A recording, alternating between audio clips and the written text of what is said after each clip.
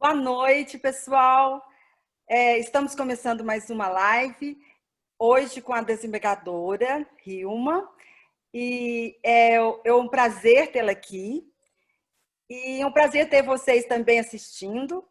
Hilma, essa live que eu criei, esse projeto, ele tinha o maior objetivo desse projeto nesse momento difícil e que o direito do trabalho passou, é motivar os novos profissionais, ou os profissionais que já estão em muito tempo em carreira e estão com dúvida.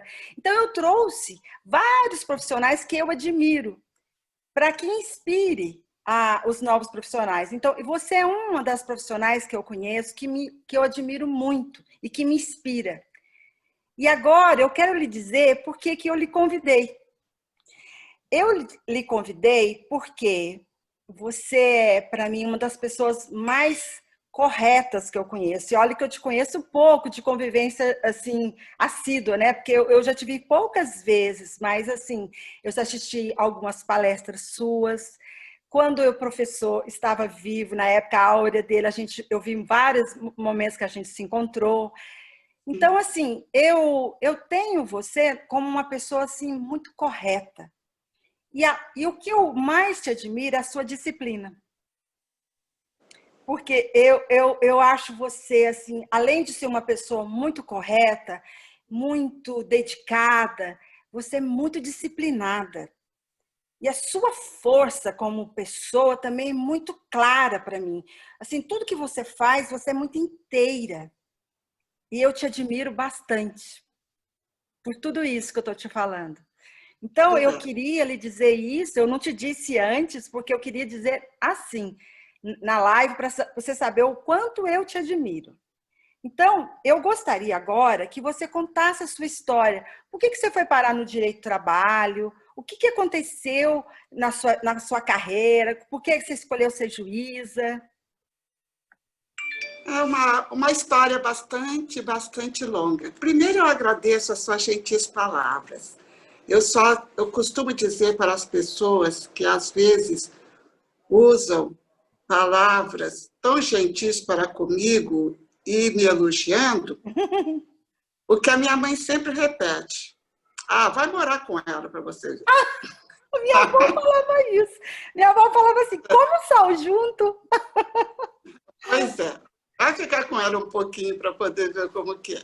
Bom, na realidade, doutora Patrícia, a minha família, como todo mundo sabe, é uma família muito mista. A família, genuinamente, é brasileira.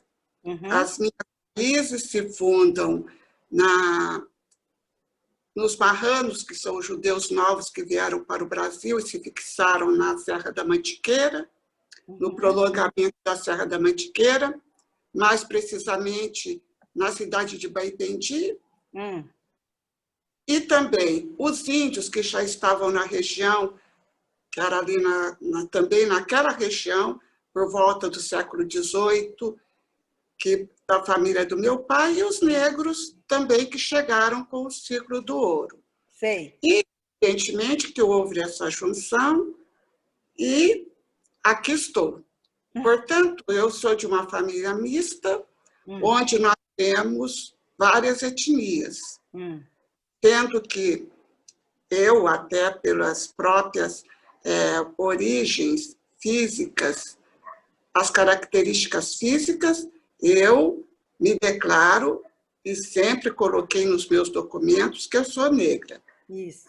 O vovô, Luiz Emetério, pai do meu pai, negro, foi fundador do Partido Trabalhista em Caxambu na década de 50. Nossa! Ele é bastante assíduo em prol dos trabalhadores. Ele trabalhava no Parque das Águas e lá ele exercia toda a sua liderança como trabalhador.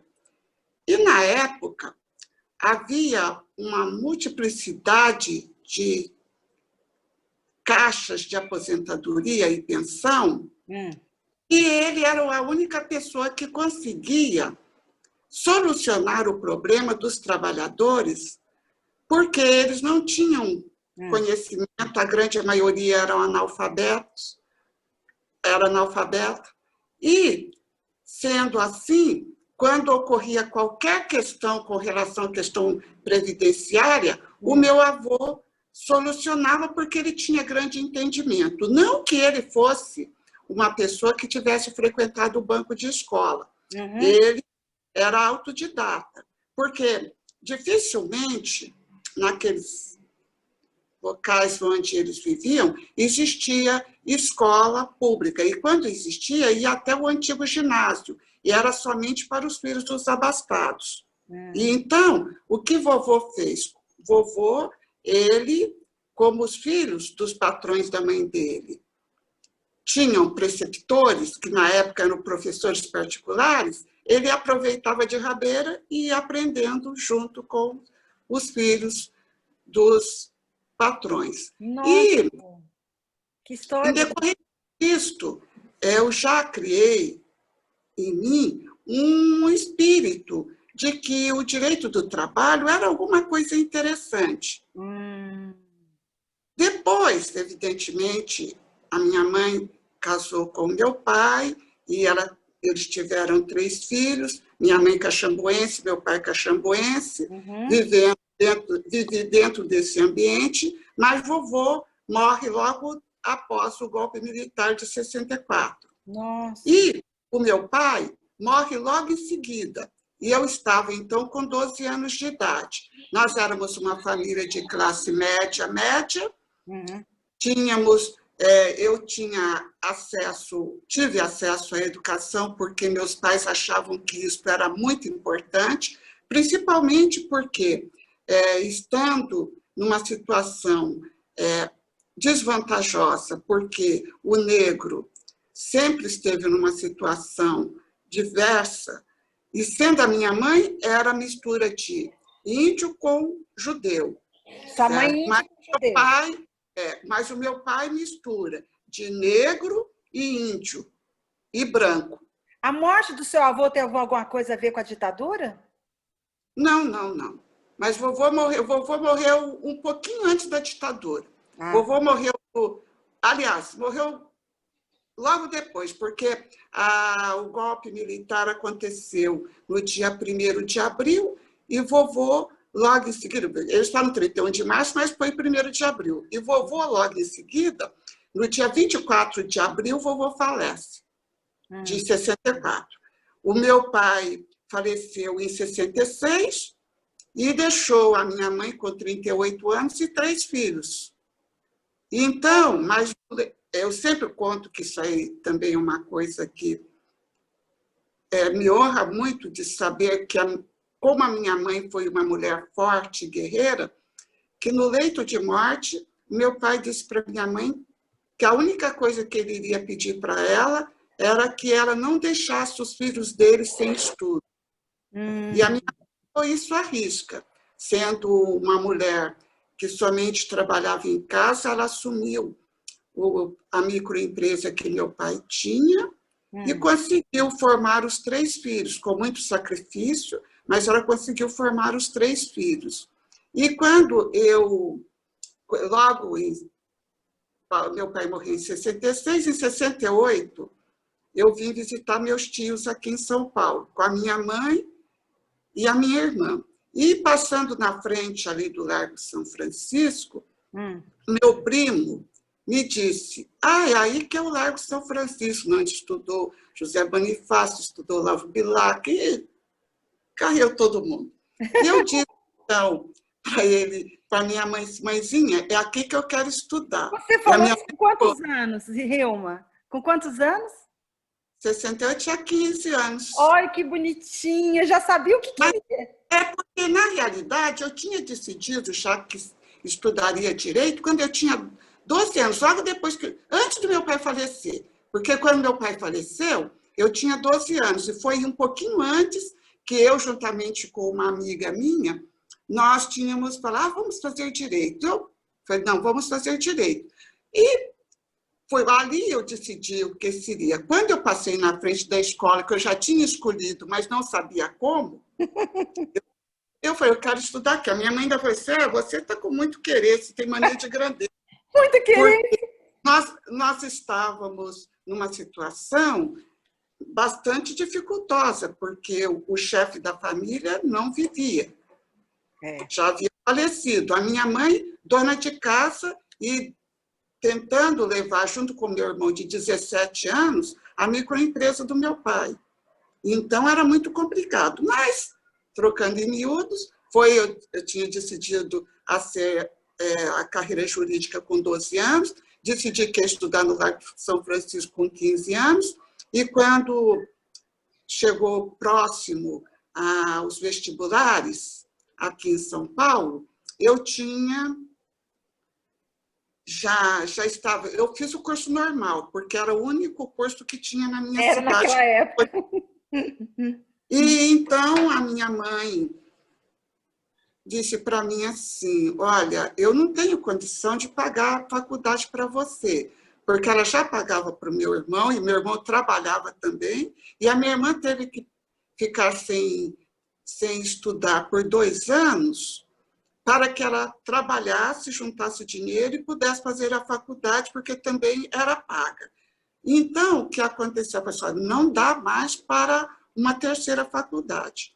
O meu tio falou assim, olha, se você quiser, você pode estudar em São Paulo, mas eu só ofereço a minha casa. Os meus tios, que é meu tio que já falecido, que é o meu tio de sangue, e a minha tia Aparecida, que ainda vive até hoje.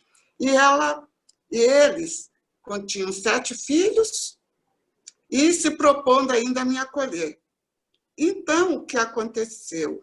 Eu desisti de um passeio que eu iria fazer, que era o passeio dos formandos do curso normal daquele ano.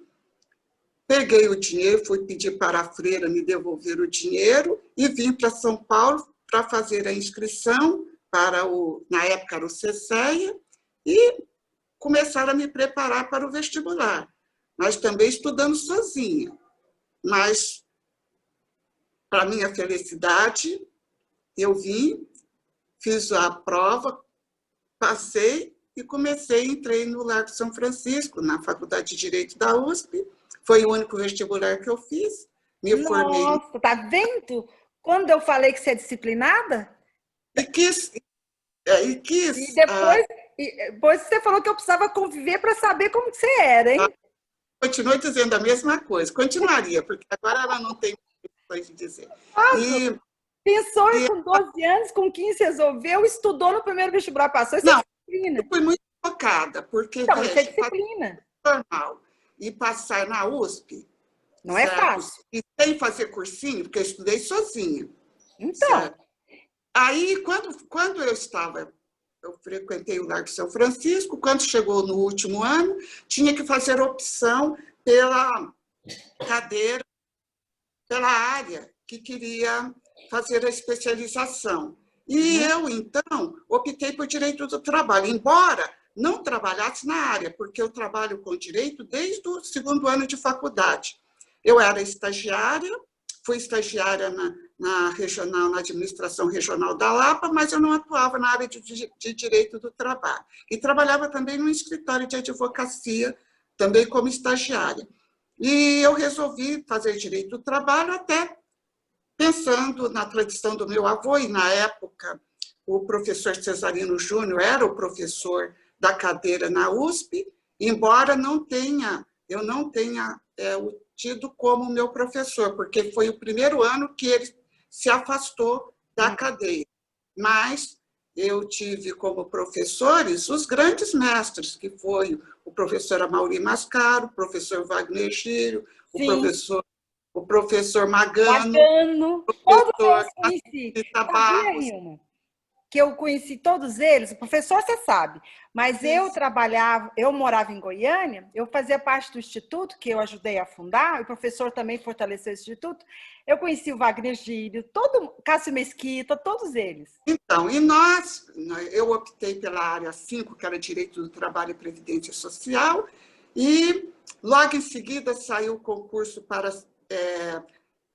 servidor na Justiça do Trabalho, e eu fiz também, tinha 8 vagas, eu tirei o segundo lugar e entrei, Tá vendo? trabalhei na vara, na 16ª Vara do Trabalho, que tinha titularidade do Floriano Vaz da Silva. Oh, não!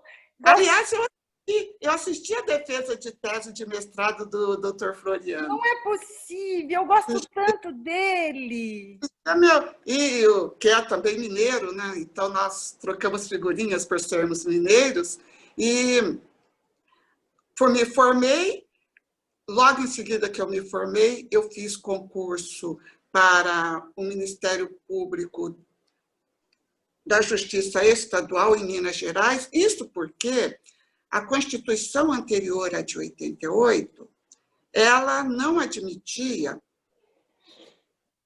magistrados com idade inferior a 25 anos. Isso.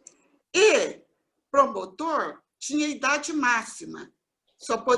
Não poderia ter mais de 35. E eu me formei com 23. Então, eu não tinha todos os concursos que saíram de juiz, eu não podia fazer. Aí eu fiz, então, o do Ministério Público em Minas Gerais. Passei, mas foi um drama, porque eu acabei assumindo muito tempo depois, por uma série de colocações mas a minha mãe, quando saiu depois, que eles prorrogaram o concurso, saiu a nomeação, minha mãe falou assim, você vai só para fazer a minha vontade. Eu fui e fiz, mas logo em seguida saiu o concurso para juiz do trabalho aqui em São Paulo. E você queria ser juiz? Esse eu já podia, esse já tinha idade. Porque você quis ser juíza desde o início ou você fez para procurador só por causa da idade? Não, eu queria ser juíza. Eu queria ser juíza, mas naquela ocasião houve um fato inédito na Justiça do Trabalho, que aconteceu um concurso que foi prorrogado por 3 vezes. Então, este concurso dificultou o acesso a quem queria ingressar na Justiça do Trabalho como juiz, porque ficou durante mais ou menos uns 7 a 8 anos, se ficou só com comprometimento com aqueles magistrados que haviam feito o concurso de 69, que me parece. Então, o que aconteceu? Quando veio o concurso, logo depois que eu me formei, que foi o 7º, que o meu é o 8º concurso, o 7º concurso, no qual passou o ministro Pedro Paulo Manos, o ministro Levenhagen. Que o Levenhagen também foi meu colega de concurso na promotoria lá em Minas Gerais. Nossa! Então, eu fiz o concurso, o 8º concurso, passei em 5º lugar e assumi. E a minha decisão foi em decorrência das atividades até do meu avô. E quando eu verifiquei, eu achei que era o direito que seria mais compatível com tudo aquilo que eu aspirava. E não me arrependo, sei que influenciei toda a minha família, porque a minha família é de advogados, porque depois o meu irmão se formou em direito, a minha irmã também se formou. Minha irmã foi advogada, primeiro de empresas, principalmente com patentes e marcas. Meu irmão começou advogado geral. Hoje, já de muito tempo, ele é militante na Justiça do Trabalho. É o decano lá de Caxambu, foi presidente da Ordem dos Advogados por diversos períodos. O meu sobrinho, aqui em São Paulo, advoga, direito trabalhista também, ele é advogado trabalhista, chefe do setor de causas especiais da Caixa Econômica, certo? Advogado concursado. E a minha sobrinha também trabalha na Justiça do Trabalho, é assessora de juiz. A minha outra sobrinha é tabeliã.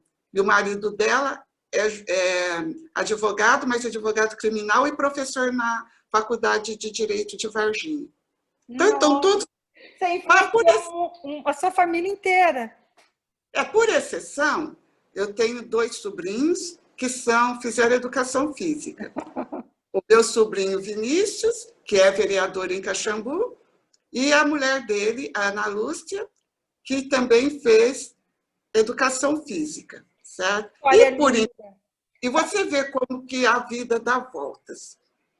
A minha bandeira, evidentemente, decorre da minha condição de afrodescendente. Ocorre que nós acabamos, como a minha família é esse caldeirão de misturas, nós acabamos de ter na família um novo membro, que em novembro fará 1 ano. Este novo membro será o que dará continuidade ao nome Emetério, porque todos os outros não agregarão o nome da família para a continuidade, porque levarão o nome do pai deles. Pai. Certo. Então, meu sobrinho, em homenagem ao meu avô, Luiz Emetério, e ao meu bisavô, aliás, meu pai, Luiz Emetério Filho, e meu avô, Luiz Emetério, ele deu o nome para o filho dele de Luiz Rocha Emetério. Ah! É um suíço. Não! De olhos azuis e cabelo branco. Que contradição! Podia ter nascido todas as etnias. Poderia ter nascido um negrinho, poderia ter nascido um branquinho, um moreninho, um indígena, mas nós temos agora o Luiz Emetério totalmente ao avesso dos 2 outros Luiz Emetério. Certo? Só pelo nome que eles vão fazer alguma ligação, porque nem por sonho, certo? Porque a família é tudo isto, é a diversidade. Certo. Olha, eu acho que eu tive uma aferição sobre você muito correta. Disciplinada, focada, olha isso. E esse amor pela família, que bonito. É muito gostoso ver que a minha percepção e que a minha pouca convivência com você foi ao encontro com o que eu sinto sobre você.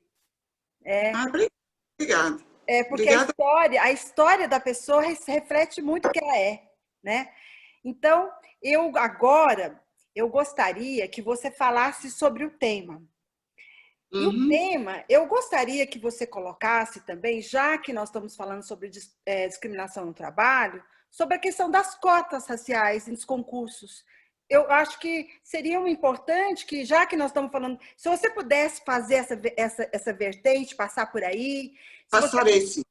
Se você Eu pudesse. vou dar uma parada geral no que é discriminação, porque é um tema muito, muito, muito discutido, está sempre em foco, sempre na atualidade, e todo mundo considera um entendido, um expert. E partem sempre para demonstrar o entendimento de ideias preconceituosas, que é o cerne da discriminação, de protótipos, certo? De certas ideias que se tem do que deveria ou do que não deveria prevalecer, principalmente quando se trata de questão de desigualdade.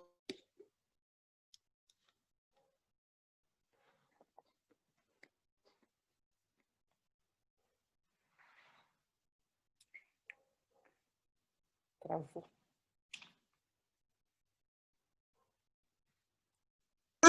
Mas sem ofender a cidadania, sem ofender os direitos fundamentais, e dando a cada um o que é seu.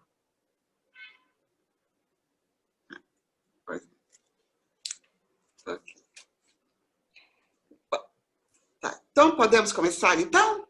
Podemos. Podemos.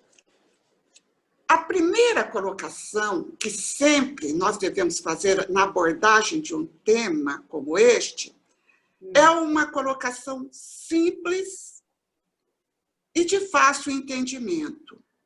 Eu já digo aqui para todos os que estão ouvindo as minhas palavras que eu não sou doutrinadora, eu não sou nenhuma expert em matéria que não seja aquilo que eu vivencio e que eu também posso transmitir, sem nenhum rebuscado.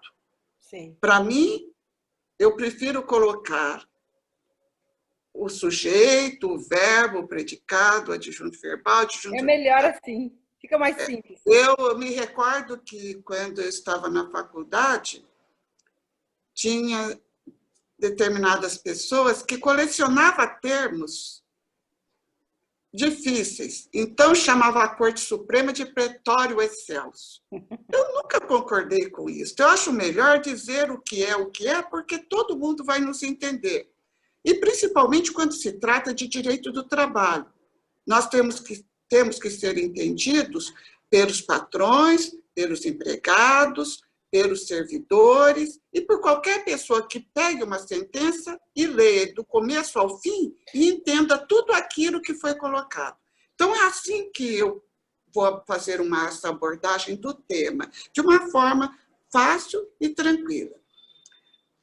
A discriminar é distinguir, é diferenciar por ato, por pacto ou por qualquer comportamento que produza um efeito prejudicial, diferenciando, mesmo que seja por via indireta, um indivíduo ou um grupo social em decorrência da raça, da cor, do sexo ou por outras razões. Esse tratamento diferenciado, ele geralmente vem como uma forma de exclusão, uma forma de separação. E, como já disse, ele pode atingir tanto o grupo, como ele pode atingir uma única pessoa. E esta discriminação, na maioria das vezes, se prende a um preconceito, que é uma ideia pré-estabelecida, sem base comprobatória. Assim, a discriminação pode ocorrer com relação a um grupo, com relação ao indivíduo, sempre partindo dessas ideias preconceituosas, ou seja, ideias pré-estabelecidas e sem qualquer base de comprovação sobre uma determinada situação. Como, por exemplo, se parte do princípio de que todas as pessoas de uma determinada etnia têm um determinado predicado, mas esse predicado a faz superior às outras pessoas. Quer dizer, você usa disto para prejudicar outras pessoas. Ou então, por exemplo, todas as pessoas de uma determinada etnia, ela não consegue o desempenho de uma atividade intelectual ou física. Então, se parte. Agora, o que se comprovou que é o pertencimento, a pertença a um determinado grupo racial ou étnico, ou mesmo em decorrência de sexo, que o impede do desempenho de determinada função ou de determinada tarefa. Isso não tem nenhuma comprovação científica, mas é o que nós normalmente verificamos.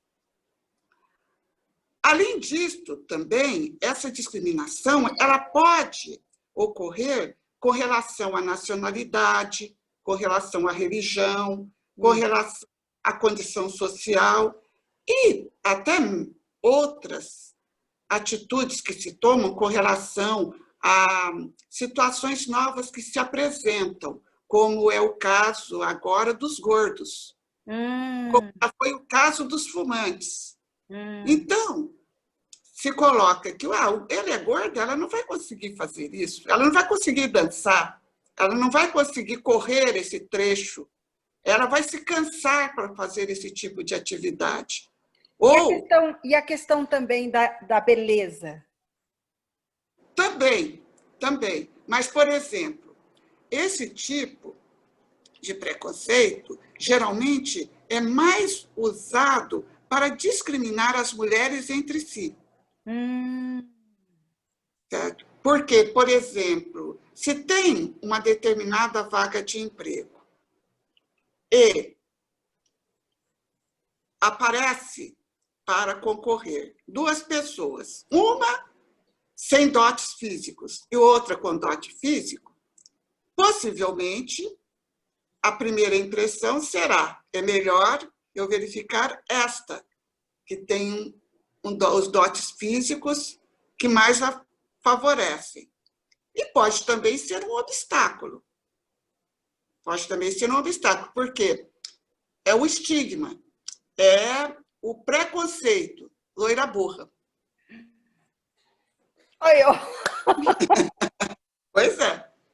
Pois é. Porque, então, de uma forma ou de outra, existe esses tipos de preconceito. Agora, o preconceito que nós cuidamos de uma forma mais contundente é aquele que discrimina a pessoa, mas para colocá-la numa situação de desvantagem. Ah. Certo? Se eu te chamo ou te designo uma pessoa que não tem capacidade porque você é loira, mas só porque eu olhei, eu nem conversei com você, eu nem sei quem você é, e por isso eu não te dou a vaga de serviço, então, sim, eu prefiro dar para uma outra que não tem os seus atributos físicos, mas que também não tem o mesmo desempenho seu, ou talvez até um desempenho, umas competências, ela não consegue desempenhá-las melhor do que você. Então, nesse caso, você está sendo discriminada. Entendi.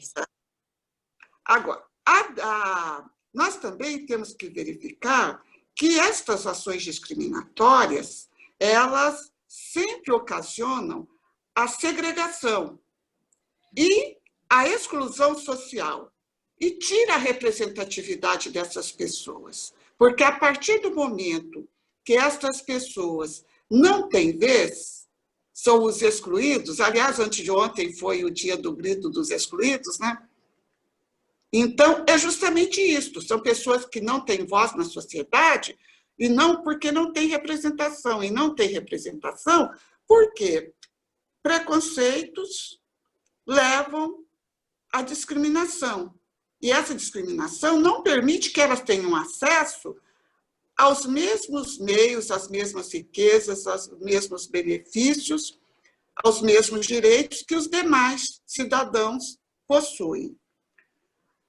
As ações discriminatórias, elas podem também se manifestar de diversas formas, às vezes até de formas muito simples, como, por exemplo, você está no elevador e se entra uma pessoa de uma condição social inferior, muitas pessoas ou apontam outro elevador para o indivíduo, ou então se recusam a permanecer no local.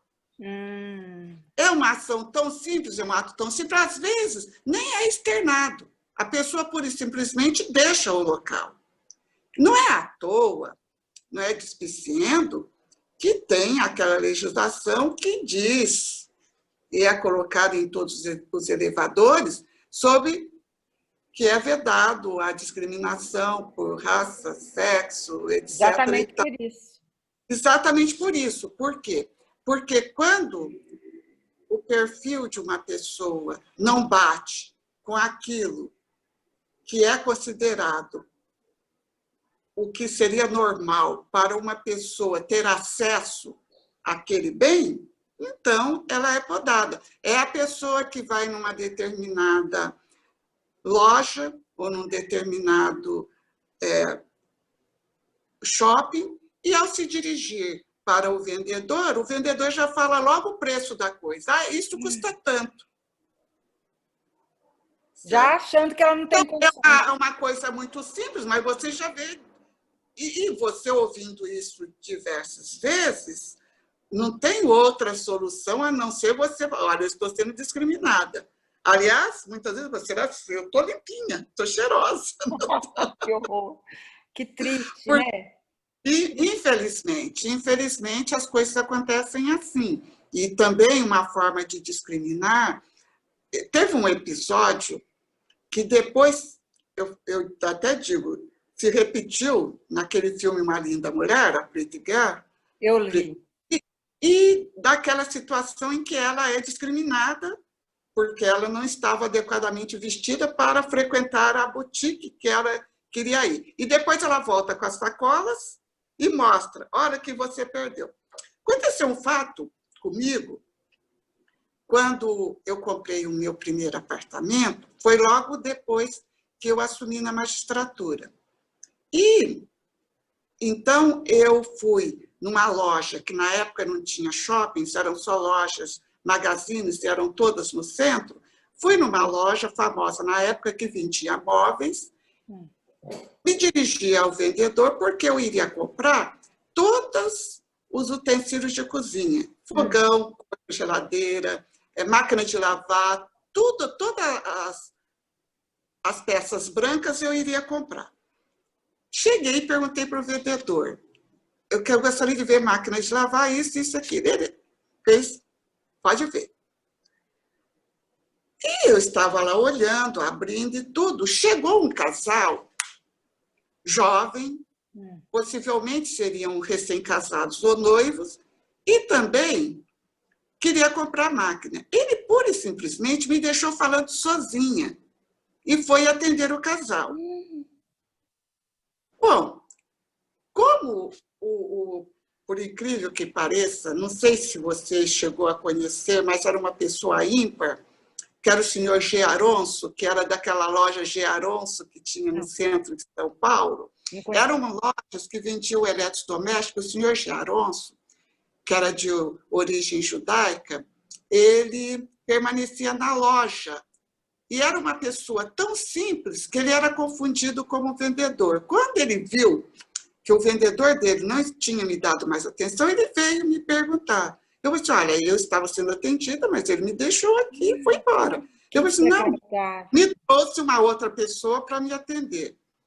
Eu fui e comprei tudo. Comprei tudo que eu tinha para comprar. O senhor Aronso, ele costumava entrar nas negociações, me deu descontos. Eu tinha dinheiro para comprar à vista, porque eu estava já economizando para isto. Isso. Quando terminou, eu vi o casal despedindo do vendedor, porque não compraram, eles estavam só vendo. Nossa! Pois é. Agora, eu queria te particularizar uma coisa que aconteceu comigo. Eu vim de Goiânia, eu sempre fazia os congressos da LTR. E aí eu cheguei e falei assim, professor, eu preciso comprar, professor Amauri, eu preciso comprar um relógio. Aí ele, vamos comigo? E ele, sempre que acabava os congressos, a gente ficava conversando ali, assim. Aí ele falou, eu vou com você. O professor é tão gentil, foi comigo no Shopping Guatemi. Mas era um amor de pessoa. Ele era. Aí, olha só, chegou na loja, eu morava em Goiânia, eu tinha um sotaque muito de interior, né? Uhum. Então, e assim, só que eu sempre andei arrumada, só que eu não entendi. Eu cheguei lá e falei assim, eu quero comprar um relógio. Era uma loja, Shopping Guatemi. Eu tinha dinheiro para comprar à vista. Aí o professor Amauri, muito sagaz, eu sou muito, assim, ingênua às vezes, sabe? Eu peguei e falei assim, aí o professor falou assim, vamos sair dessa loja agora. O professor falou. E eu não entendi. Por quê? Aí depois, ele demorou para me contar, para não me ofender. Mas é justamente isso, é sutil, usa de artifícios, certo? Ó, o Lauro que está assistindo, eu não cumprimentei as pessoas que estão assistindo, tem uma pessoa, ó, eu vou te falar as pessoas que estão lá assistindo, o Lauro, a Rosemary, a Mariana, tem gente do... Alberto, tem gente lá na Matra, tudo está assistindo. O Lauro quer saber o que aconteceu com o vendedor que fez isso com você. Mas eu fiz, porque antigamente, hoje, a vida ensina, o tempo ensina. Eu não faria isso, eu sou mais tranquila. Eu fui lá e falei para ele. Você falou... não entender? Eu comprei isso. Eles não compraram nada. Porque, conforme a minha mãe sempre disse, ela fala assim, que você tem um defeito que hoje eu considero não um defeito, eu considero uma coisa que me favorece, um favorecimento. E o dono da loja não falou nada para ele? Pô, mas o senhor Sharon, era uma cadeia de lojas muito grande, era muito grande, certo? Então, ele ficava lá porque ele era uma pessoa extremamente simples. O pessoal, você fazia com ele, você fazia negócio de qualquer jeito. Quando ele viu, além da pessoa e atender o outro, que ele achou que esses dois vão comprar. Imagina se essa moça, certo? Eu tinha 28 anos, eu tinha acabado de entrar na magistratura, certo? Como que essa moça, e, claro, ainda por cima negra, vai poder comprar? Chegou o outro todo bonitão, todo formoso, tudo isso, mas não levou. Dançou. Se fosse hoje, dançou Playboy. Isso acontece todo dia. Eu fico surpresa porque lá em Goiânia, as pessoas que têm mais condições econômicas são muito mais simples. Chega assim, de chinelo nas lojas. Se for, lá ninguém atende assim. Eu nunca aconteceu comigo isso. Não, mas acontece o seguinte, existem vários tipos de pessoas, certo? E as pessoas, a primeira tendência é julgar todo mundo pela aparência, certo? Se você... Olha, tem uma colega do Rio de Janeiro, ela me disse uma coisa que me marcou muito. Nós tivemos, este ano que passou, um encontro, um congresso muito grande lá no TST sobre assédio moral. E ela estava lá conosco. E ela é negra. Ela falou que nunca tinha sabido o que era discriminação racial. Por quê? Porque ela nasceu na Baixada e a comunidade onde ela viveu e aonde ela ficou até ela ser juíza era só negros. Então, estava em casa. Ela não sentia nada. O dia que ela chegou na Justiça do Trabalho e que ela sentou na mesa e o advogado veio e dirigiu-se à secretária de audiência para fazer pergunta, achando que a secretária era juíza, porque a secretária era branca e era negra. Nossa. Aí você vê como que são as coisas, certo? Aí a secretária pegou e olhou para ela e falou assim, olha, o senhor está achando incrível, mas o senhor pode se dirigir a mim, porque eu sou a juíza. E é isso daí é normal. Então, se você vê, por isso que eu digo, as aparências é que levam a esse tipo, são os preconceitos. Isso. Não existe você acabou de falar no conceito. Você não tem existe um exemplo do seu conceito que você trouxe. Não existe nenhuma pessoa, porque tem uma ideia pré-estabelecida, sem nenhuma base comprobatória, de que se tem um juiz e tem duas mulheres, uma branca e outra negra, é evidente que quem é juiz é a branca. Que coisa triste.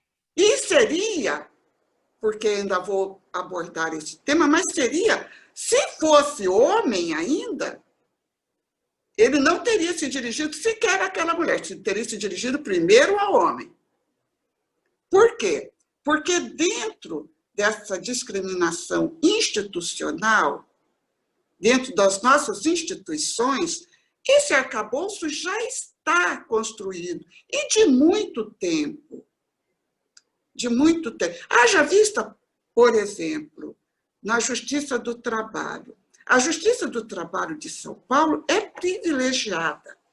E não se tem, assim, um motivo para se dizer assim, por que isso aconteceu? Aconteceu normalmente. Eu tenho um levantamento que eu fiz, que não está atualizado, mas é importante para se verificar. Esse levantamento é de março de 2019, antes dos 100 novos, dos 90 novos juízes de primeiro grau, juízes substitutos, terem assumido aqui em São Paulo. O nosso quadro era, naquela época, em março de 2019, 55% do nosso quadro, que chega a ser de juiz de primeiro e segundo grau, de juízas substitutas. Juízas. Tudo mulher. Mulher. Juízas titulares, 61,7%. Então, a maioria é mulher no judiciário. Só mulher. Nosso tribunal é mulher, é feminino, é justiça feminino. Desembargadoras, 54%. Maioria mulher. Servidoras, 52%. E percentual de servidoras com cargos comissionados, cargo de chefia, 55,31%. Agora, tudo isso aqui não é o retrato do Poder Judiciário, porque a última pesquisa que o CNJ fez, no universo da magistratura, em todos os níveis, de todas as áreas, nós não chegamos a 6%. Nossa! Nós temos, com todo esse percentual de mulheres, e a Justiça do Trabalho ainda é a justiça que mais tem mulheres, a primeira mulher presidente do TSE foi agora. Foi agora. A segunda região, talvez por uma questão geográfica, populacional e de desenvolvimento, ela apresente esse quadro. A grande dificuldade da magistrada é ser mulher e, como mulher, ela é mãe. E se não é mãe, ela tem algum link com a família. Se não se trata de uma região como é São Paulo, que é bem servida por transporte público, que eu posso me locomover da Baixada para a capital, da capital para a Baixada, de Mogi para a Baixada, de Diadema para São Paulo, no mesmo dia, certo? Esta mulher jamais vai ter condição de assumir uma vara em promoção. É o que acontece, por exemplo, em Minas Gerais, no Amazonas, em que uma juíza não vai optar em deixar a família numa cidade onde todos estão sediados para ir em promoção para um determinado local onde ela terá que interromper a vida escolar dos seus filhos. Então, agora, em São Paulo não acontece isso. Talvez não tenha um estudo sobre isso. Até seria interessante que dentro desses estudos todos que nós fazemos relativamente ao empoderamento da mulher e tudo, se focasse nisso. Por que o Tribunal de São Paulo tem este quadro? E me parece que Campinas, a 15ª região, não fica muito longe disso também, não. Certo? Mas não é... Só um intervalozinho, Hilma. Eu queria cumprimentar a professora Esperança, lá da Espanha, que está nos prestigiando na nossa live. Olá, que tal? Olá, professora. Olha, eu tô, sim, essa vertente da juíza feminina, isso está me deixando muito fascinada, porque é muito importante que a gente tenha esse olhar, né, Hilma? Muito importante. A Justiça do Trabalho é eminentemente feminina.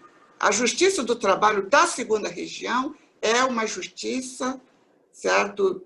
Totalmente, o nosso olhar é feminino. Como tem essa divisão, nós não nos preocupamos em saber se a ordem está vindo de um homem ou de uma mulher. O que importa é que onde está sendo emanada essa ordem é porque a pessoa tem competência e, portanto, ela pode ocupar aquele posto.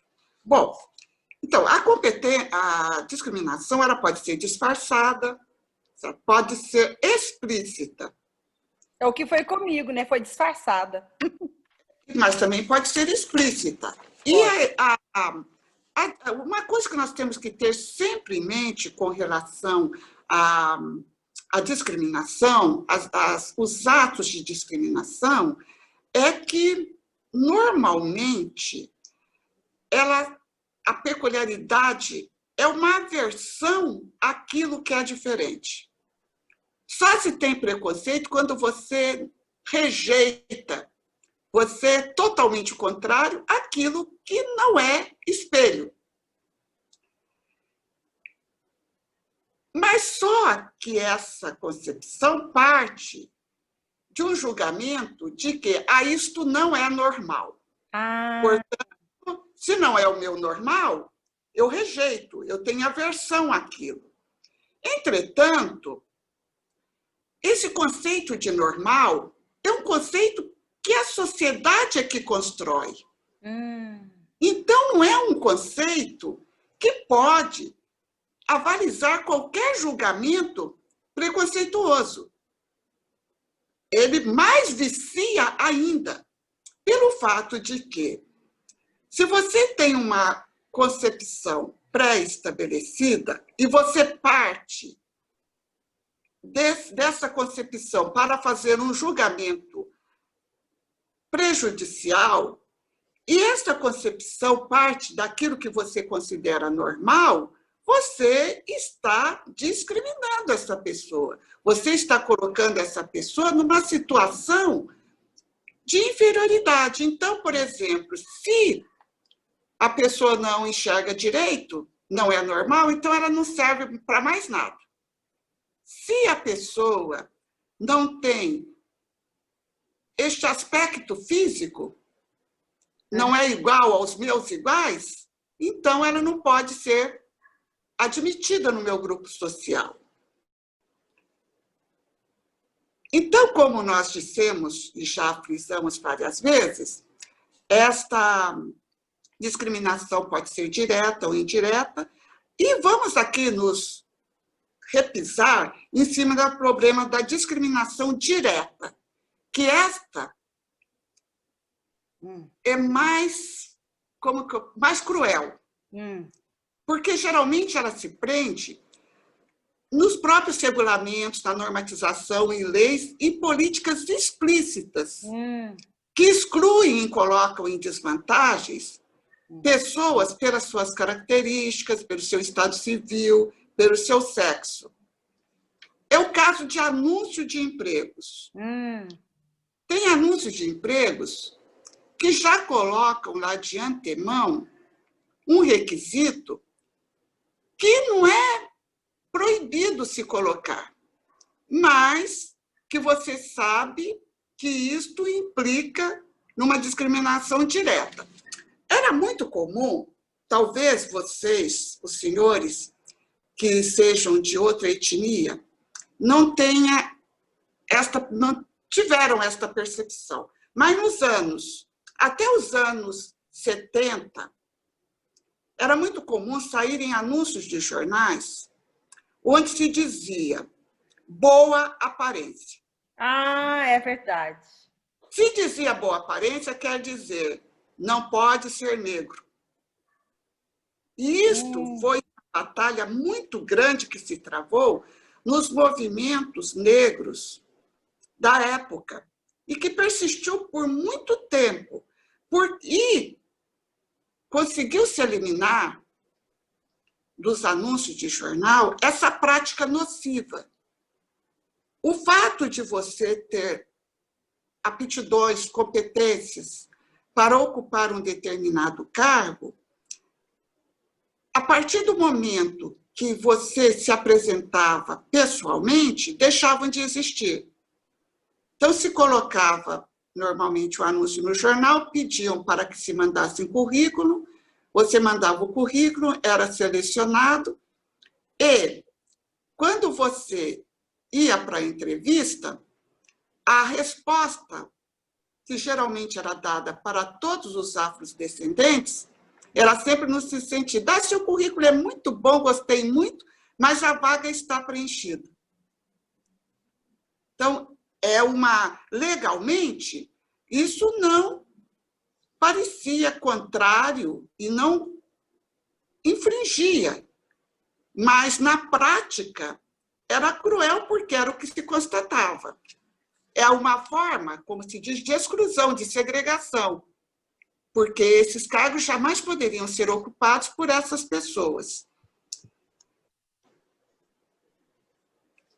cria-se, geralmente, com esse tipo de discriminação, um estereótipo.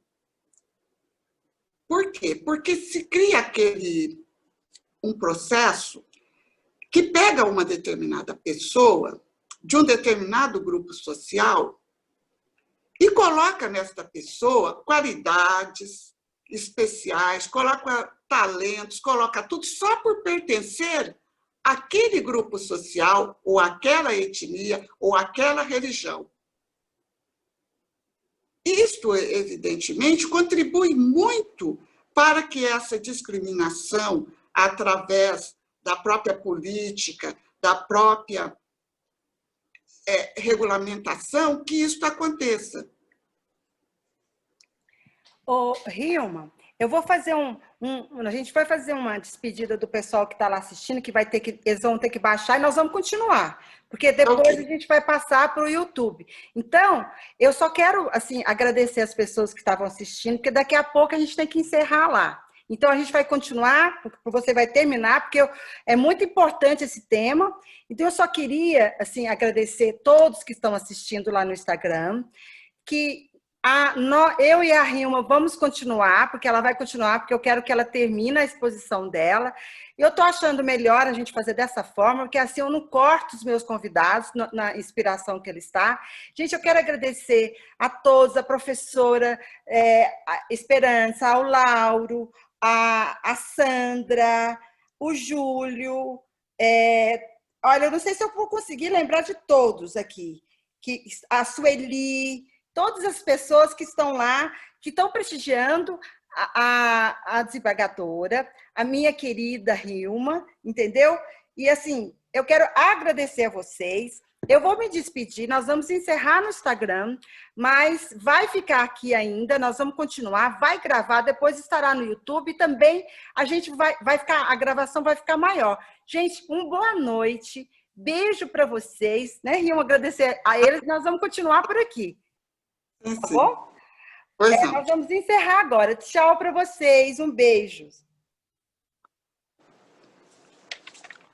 Vamos continuar, Hilma. Deixa eu ver se já... Nós falamos da discriminação direta. Agora vamos falar um pouco da discriminação indireta. A discriminação indireta, ela acontece trazendo Vou só passar o endereço para o pessoal. Ó, gente, o meu YouTube é Patrícia Helena Azevedo Lima. Tá bom? E também vai ficar aqui também no Instagram depois gravado. Um abraço para vocês. Tchau. Pronto. A discriminação indireta, ela acontece geralmente de uma forma muito mais sutil. Por quê? Porque, na realidade, a legislação, ou mesmo o regulamento, ou mesmo a política, ela é com elementos neutros. Mas esses elementos neutros, eles ultrapassam o efeito e acabam causando malefícios também para determinados grupos sociais. Então, é o caso, por exemplo, isso daí aconteceu no meu tribunal agora, recentemente. Os seguranças, os agentes de segurança, eles precisam de ter algumas habilidades, porque eles também atuam como motoristas dos desembargadores e também motoristas de transporte de carga do tribunal. Quando foi criado esse cargo, na década de 80, 90, mais precisamente mais para a década de 90, precisou-se que todos estes agentes deveriam ter um nível de carteira de motorista, da Carteira Nacional de Motorista. E este nível era um nível que, normalmente, as mulheres não tiram carteira deste nível. Então, o que acontecia? Quando abriam os concursos... Discriminava de outro jeito, né?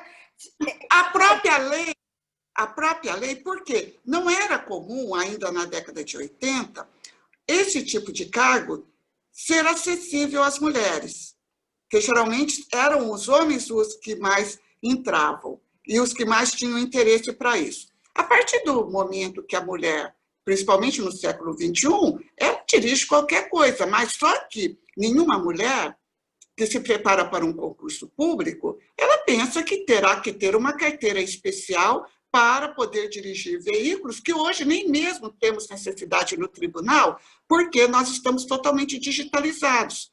E, geralmente, os veículos eram utilizados para o transporte de processos físicos.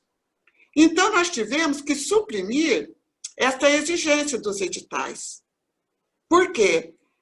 As mulheres estavam sendo obstaculadas de se preparar a tempo de conseguir a carteira de motorista. Certo? Então, nós achamos melhor suprimir do que fazer essa exigência. E é uma forma, veja só, é uma lei neutra, porque está lá, todo mundo poderia ter, mas nem vai passar para a cabeça de uma pessoa que, nos dias de hoje, sem necessidade de ninguém dirigir um veículo de médio porte para transporte de processos, ou transporte de objetos, ou de maquinários, porque antigamente nós tínhamos máquina de escrever, tínhamos tantas coisas que havia essa necessidade. Então, isso daí é uma forma também de discriminação, uma forma neutra, mas que acontece. E, geralmente, isto aparece mais evidente quando diz respeito às próprias trabalhadoras, certo? E também uma outra coisa que se revela na discriminação indireta é quando se pede como requisito para acesso a um posto um elemento que não é essencial para o desempenho de determinadas funções. O requisito, às vezes, de inglês. Um requisito complexo que não é necessário, é isso? Ou mesmo, às vezes, que seja mais um requisito que você não vai usar. Suponhamos que se pede para uma costureira. Se pede... entendi. Uma função que não é necessário. O inglês pede para poder fazer... Então, são poucas as pessoas que terão essa possibilidade de... Ou mesmo que peça em inglês. Peça em inglês. Mesmo que a pessoa tenha peça em inglês fluente. Sendo que, dificilmente, alguém terá inglês fluente. Então, aparece um critério neutro, mas, na realidade, está selecionando, porque são poucas as pessoas que têm condição de falar fluentemente uma língua, a não ser que tenham vivido num determinado país ou que seja nato naquele país. Entendi. Então, isso daí é uma forma também de, indiretamente, colocar um requisito não essencial para que a pessoa... Isso pode ser objeto de mandado de segurança? Em tese, sim. Certo? Mas, esse caso, o que aconteceu muito, que isso daí, quando eu estive lá na Torre Vergata, eu me recordei, até eu selecionei para poder colocar aqui, foi no caso quando a... Você fez... O que você fez na Torre Vergata? Qual o curso que você fez lá? Mestrado. Você fez mestrado lá. Master. Em direitos sindicais. Entendi. Na minha área mesmo. E, então, o que aconteceu lá? Logo quando houve o desmembramento de todos aqueles países, aqueles que faziam parte da União Soviética, houve um determinado país, Latvian, que ela tinha a língua latívia e ela exigia para as pessoas que quisessem ter acesso a determinados cargos públicos que soubesse essa língua. Nossa! Então, foi uma loucura, porque, evidentemente, que se tornava direcionado, formalmente estava correto, mas isso daí excluía várias pessoas, porque era obrigatório na União Soviética que se falasse o russo.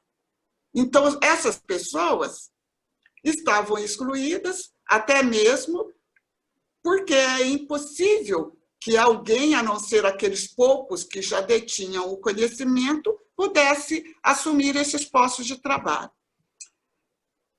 Pode-se também haver a discriminação indireta quando se trata de categorias de trabalhadores, e isso aqui no Brasil é um lamento, porque nunca vai acabar. E eu achei que tinha acabado, e constatei, agora, há um mês atrás, que não acabou. É o caso, por exemplo, que determinadas categorias, aqui mais precisamente, seria dos domésticos e dos trabalhadores rurais, que eles tivessem direitos diferentes. E isso daí institucionalizado. São discriminados, eles são todos trabalhadores, por que não têm direito aos direitos que os trabalhadores urbanos têm? E aí, mesmo com a convenção da OIT, ratificada pelo Brasil, dos domésticos? Veja só o que aconteceu. Houve o rompimento do contrato de uma conhecida minha, que trabalhava como doméstica, e que ela descobriu, na hora de receber o seguro-desemprego, empregada doméstica não tem o mesmo número de parcela que o trabalhador urbano tem. Nossa, mas isso é violar a Constituição. Pois é. Não há, por exemplo... A igualdade? Não há também a empregada doméstica, agora tem fundo de garantia. Não tem obrigatoriedade de recolhimento do fundo. Mas agora tem, depois com a lei. Pois é. Mas veja só, é complicado tudo isso. É muito complicado. E ela falou, mas não, eu vou receber só 3 parcelas. Parece que são 4 ou um pouco mais. Dependendo do período, são 5 parcelas, dependendo do período. Mas ela só 3. Porque diz que para doméstica não tem mais do que isso. Nossa. Ela trabalha mais de 10 anos. Eu acho que caberia uma ação civil pública aí, né? Alguma coisa, uma ação para poder questionar isso. Forma de se discriminar. É uma forma de discriminar, você tem toda a razão. Uma forma de discriminar e oficializada. Oficializada, não. Peraí um pouquinho, do Estado, né? Do Estado. Isso caberia alguma ação do Ministério Público. Interessante isso. Eu vou até pensar sobre isso. É uma inquietude que você colocou muito importante. Eu vou até checar, que eu não sabia disso. Mas mesmo o trabalhador rural, ele não tem direitos, todos os direitos que o trabalhador urbano tem. Exatamente. E isso daí também é uma outra questão que se arrasta. E veja, a primeira greve que foi deflagrada aqui no estado de São Paulo, ainda antes da existência da Justiça do Trabalho, foi com os trabalhadores rurais. Então, eles já estão reivindicando há quanto tempo? E, até hoje, não obtiveram a igualdade de direito. Então, Importante essa colocação sua, viu? Porque você não está analisando a discriminação só nas questões ali interna, você está colocando também na esfera do Estado, né? Na esfera do Poder Executivo. Mas muito importante isso. Esse tipo de discriminação, ele, por muito tempo, ele perdurou. Por exemplo, nos domésticos não tinham os mesmos direitos. Mas mesmo nos concursos públicos, certo? Veja só o que eu tentei também agora, tive a oportunidade de efetivar, que foi a contratação de aprendizes com déficit de inteligência. Por quê? São os autistas. Por quê? Porque os autistas, eles não têm a possibilidade de ter acesso ao serviço público. Eles não podem ser servidores públicos. Por quê?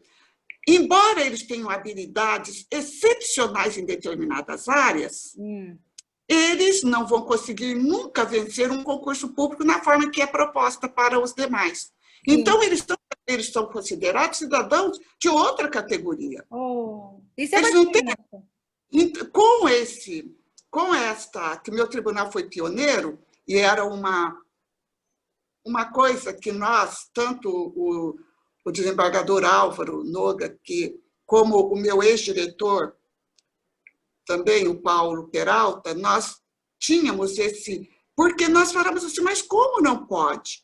Como não pode? E quando nós conseguimos firmar esse contrato com a PAI, para nós foi um alívio, porque foi a única possibilidade que um trabalhador autista teve de trabalhar num serviço público federal, na condição de estagiário, mas por ter déficit de inteligência. Então, esses aí são os tipos de exclusão que a lei faz, e não tem nada previsto com relação a esse tipo de desigualdade social.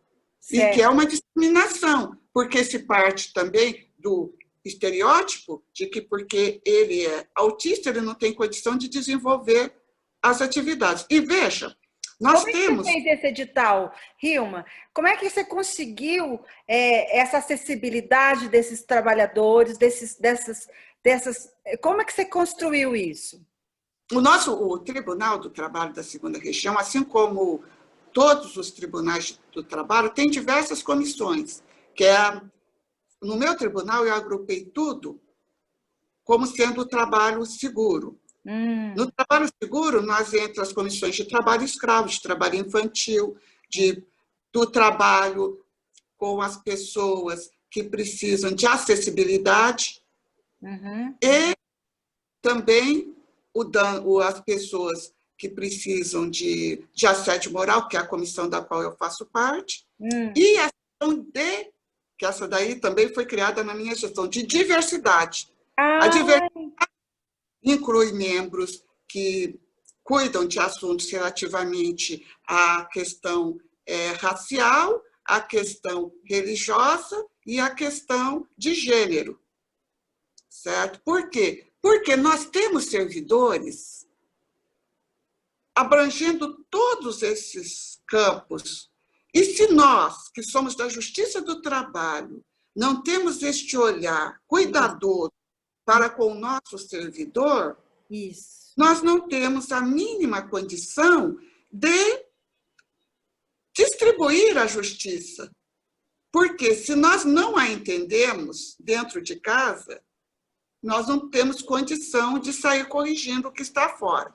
Então, foi partindo disso daí que nós fizemos, então, a proposta, porque já havia uma proposta anterior em outras gestões, pedido da PAI, para que houvesse esse olhar para esses menores, que nós chamamos de menores. Olha, Hilma, você está me dando uma notícia assim, que meu coração está cheio. Isso é maravilhoso.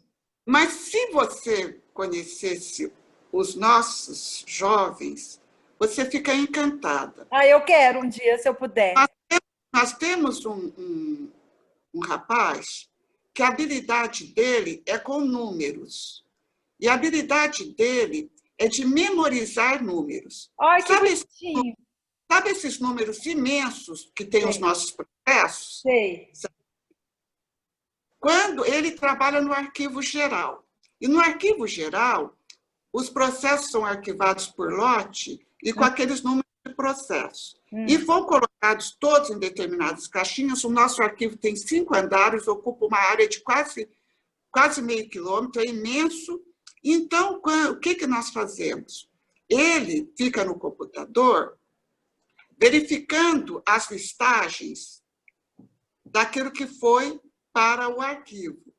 E ele bate o olho... Olha, você sabe quem está entrando... Hilma, só quero falar um parênteses. Você sabe que a gente voltou de novo para o Instagram. Sabe quem entrou lá? O Sérgio Pinto Martins, a Daniela Crepaldi, o Lauro voltou, a filha da Adelaide, está todo mundo te prestigiando. Professor Frederico, olha, gente, eu tenho que contar, porque eu estou super emocionada, você sabe por quê? Você está me dando uma notícia tão boa nesse momento de saber que o tribunal está contratando aprendiz ligado à PAI e ainda deixando as características dele. Agora, termina de me contar essa capacidade. Então, ele decora o arquivo. Desculpa que eu te interrompi. Ele fica com a tela, ele usa um óculos muito, muito, muito graduado, com muitos graus, porque ele tem deficiência também de visão. Mas ele olhando na tela, ele para e fala assim, esse está fora de sequência, tira esse lote. Que bonitinho! Você vai verificar, está, coisa que os nossos servidores demoram horas para poder detectar. Porque ele tem essa capacidade, né? Essa capacidade, porque eles têm determinadas atributos que, por exemplo, jamais seria aproveitado se não tivesse havido essa oportunidade. Verdade. E nós tivemos essa iniciativa e foi o primeiro tribunal do trabalho a ter abrir esse espaço. Não foi um privilégio, porque quando nós visitamos as famílias que eles iriam trabalhar lá conosco, nós somos na PAI, e teve um treinamento básico, porque eles têm tutores lá que são nossos servidores e tudo.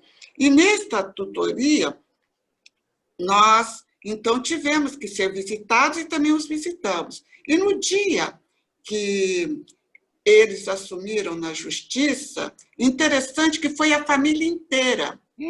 Que bonitinho! Foi a família inteira, e assim, pai, mãe, avó, irmão, certo? E muito felizes, e eles são excelentes. O rapaz tem um rapaz também que trabalha nas comunicações, ele está fotografando muitíssimo bem, certo? Tem a outra garota que trabalha comigo, que é uma organizadora, assim. Olha aqui, Hilma, o Frederico Guilherme, ele diz que vai sugerir isso que você fez no TRT6. Pois é, mas nós temos, e eu passei, inclusive, no Colher Precore, eu passei a notícia para todos eles que eu tinha Não, mas eu feito estou isso. contando que o fato de você falar aqui na live é maravilhoso, porque, olha, você vê, tem gente assistindo, por exemplo, o nosso desembargador Sérgio Pinto Martins, que eu adoro, que eu conheço, a professora Mauri que me apresentou, está lá assistindo, a Daniela Crepaldi, muitos professores estão, a Deise de Freire. Então, o Frederico, ele quer sugerir lá na TRT da sexta. Nós temos todos os protocolos, se ele quiser, nós já passamos. O doutor Álvaro, que é o chefe dessa comissão, a doutora Daniela, que é a nossa menina padrão, ela é deficiente visual. Ela escreveu, inclusive, um livro. É o tipo de pessoa que você deveria fazer uma live com ela. Pessoa mais maravilhosa. Certo? O ministro Lélio ficou encantado com ela, disse que ela... Depois você combina comigo que eu gostaria, não sei se ela vai ter, como é que se ela tem essa facilidade, se ela, o que você, eu gostaria muito, Estas pessoas fazem a diferença. A Daniela, ela é uma menina incrível, ela tem um livro, inclusive, que ela escreveu sobre o problema que a levou a perder a visão, e ela é uma menina incrível, trabalha normalmente, tem um lindo cachorro. Você faz o link com ela para mim, que eu gostaria muito de entrevistá-la. Esses são profissionais que nos inspiram. Ela tem um lindo cão, que é o cão-guia dela, que foi a primeira pessoa a usar cão-guia no metrô daqui de São Paulo, certo? Então, é incrível. Mas essas pessoas trabalham e são os que orientam os menores, cada menor tem sua tutoria. Nós temos também uma que trabalha lá junto com o diretor-geral. São 6 menores, porque também tem que se estudar o perfil de cada um e o perfil do ambiente de trabalho. Mas a inclusão, Nossa, a forma... Isso é uma ação afirmativa. Não discriminar. Certo. Olha, o Frederico diz que vai querer sim os projetos que você fez para poder fazer lá. Ó, Frederico, entre em contato, então, lá no TRT, que ela vai passar tudo que já foi delineado, né, Hilma? O desembargador Álvaro é um apaixonado por esse setor dele, ele foi o criador desse setor, e ele luta de unhas e dentes, a Daniela também luta de unhas e dentes, para tudo isso. O Lauro que é do Seju, lá de Acordos, que está lá na live, ele acha que tem que chamar o companheiro dela. Tem um menino, algum que trabalha com essa menina que tem problema de visão? Tem. Então, ele acha que eu tenho que fazer a live com os dois. São os nossos meninos de ouro. O Lauro acha que eu tenho que fazer a live com os dois.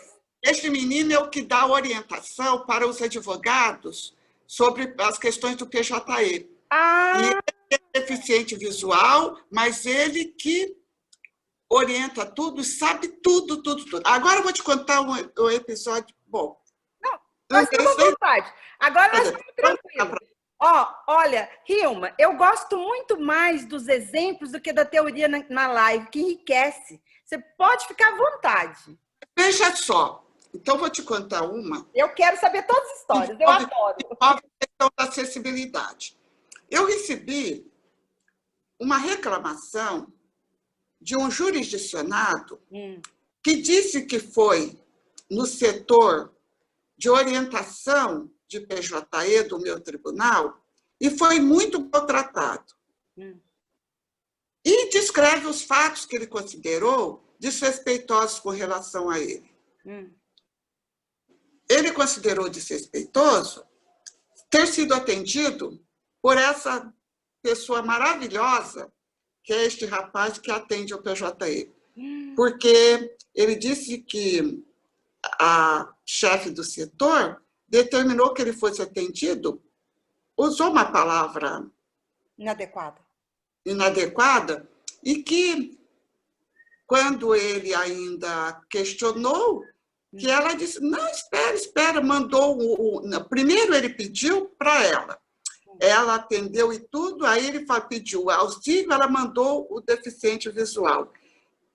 Ele se sentiu ofendidíssimo, falou horrores e foi prestar queixa no Ministério Público Estadual.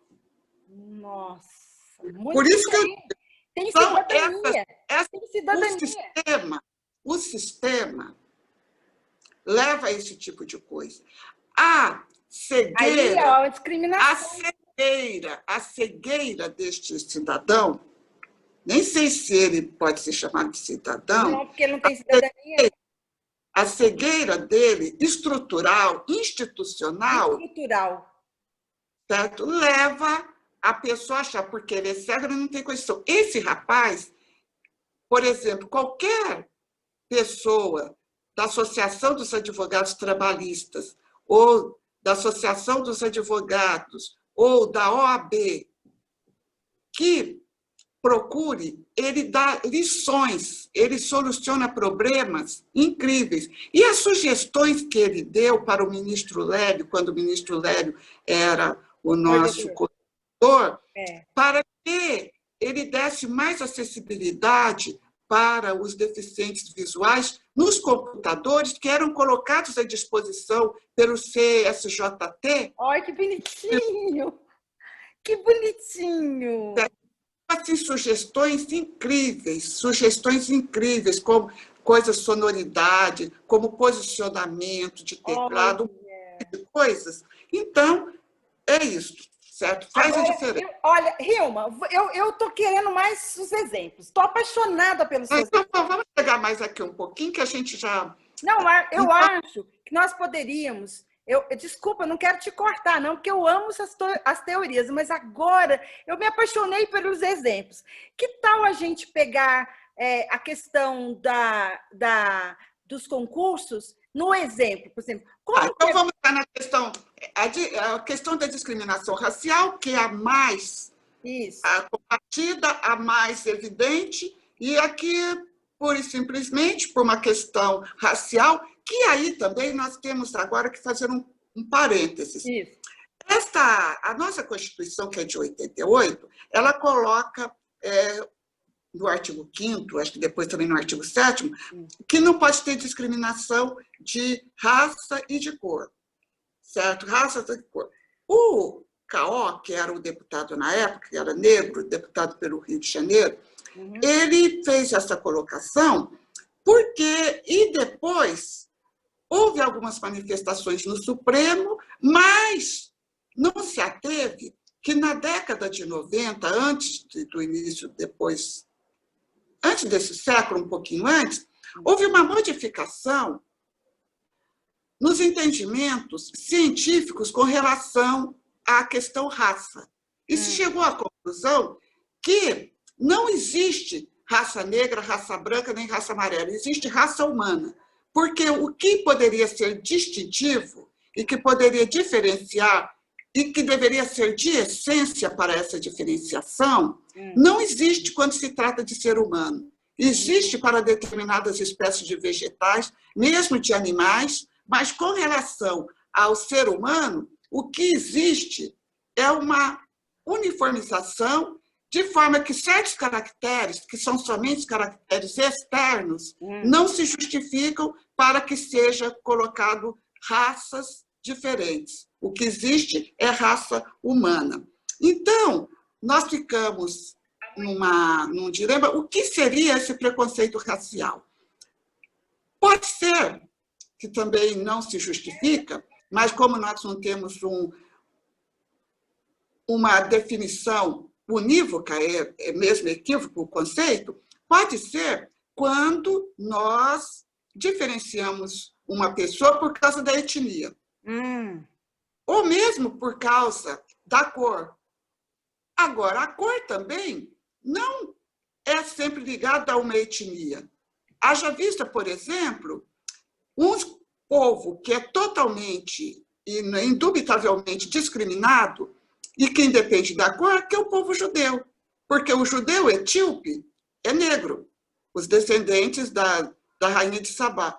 Os ciganos são de etnias diversas. Os ciganos que começaram originariamente como indianos, que têm a pele bronzeada, eles ganham outras colorações, quer estejam na Rússia, quer estejam na Espanha, ou mesmo em Portugal. Então, o que se sabe é que, quando se dirige a um determinado grupo social, que geralmente tem determinados valores, tem mais ou menos os mesmos costumes e, geralmente, colorações de pele identificáveis ou características identificáveis que são passíveis de sofrer discriminação racial.